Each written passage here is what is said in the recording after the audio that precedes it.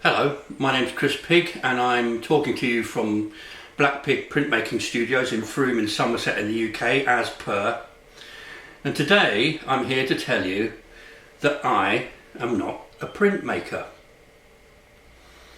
I'll let that sink in.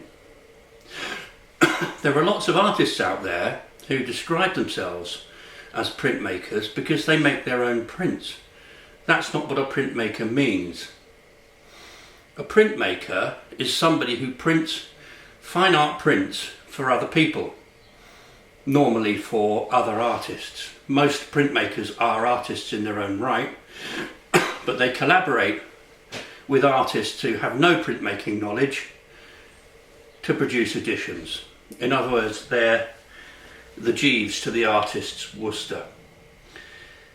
I've done it once or twice, so I have briefly been a printmaker. It's not for me. You have to have a really sunny disposition and a much better attitudes towards some people who can be, let me say, sort of, let's say their self-esteem has not got any problems. You know, they're full of self-esteem. I can't handle that. I'm happy with teaching, that I love, but attending to somebody's needs, and then the worst bit is producing an entire edition of their work. Nah, I can't do it, and I salute those who can.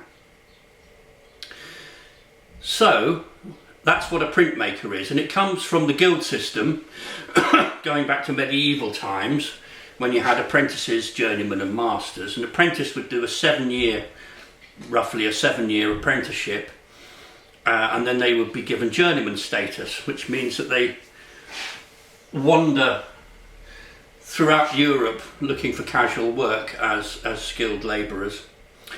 And then, if they're lucky and they can get the money together, they become masters. Now, a master, it's quite obvious, it's not necessarily to do with their skill, with their level of skill. It's to do with the fact that you're the governor of a studio. So technically speaking, I could be a master, but not a printmaker, because I'm the governor of my own studio. As time went on, towards I'm guessing the 18th century, certainly the 19th century, then we see the rise of what's known as the atelier system. If you think about, say, for instance, how Henri Toulouse-Lautrec worked, that's a perfect example of the atelier system. The artist goes in, draws on the stone, chooses the colours that the prints are going to be printed in, and then the printmaker makes the edition. That's the absolute acme of what we now know as the atelier system.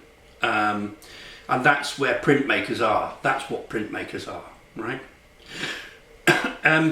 So today we still have the atelier system, but it's kind of falling into desuetude, and I would argue slightly into disrespect when there are artists whose work really isn't suitable for print, who are swanning into the studio, going la la la la la la la for a morning, and then swanning off, and the prints are worth an awful lot of money when they're printed by the printmaker, the master printmaker. So I think the future of printmaking, the future of printmaking studios, is in places like this. This is not unique by any means. I'm following a well-trammeled path. It's a very obvious paradigm that you can find throughout the world, which is quite often collectively run studios. They are certainly, they are collective. This place, I'm the governor, but lots of different people use it, and they are, mainly speaking, semi-professional. So they are artists that are editioning their own work and renting the space to do so.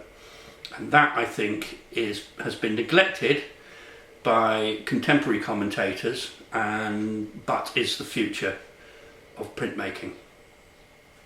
There you go. So I am not a printmaker.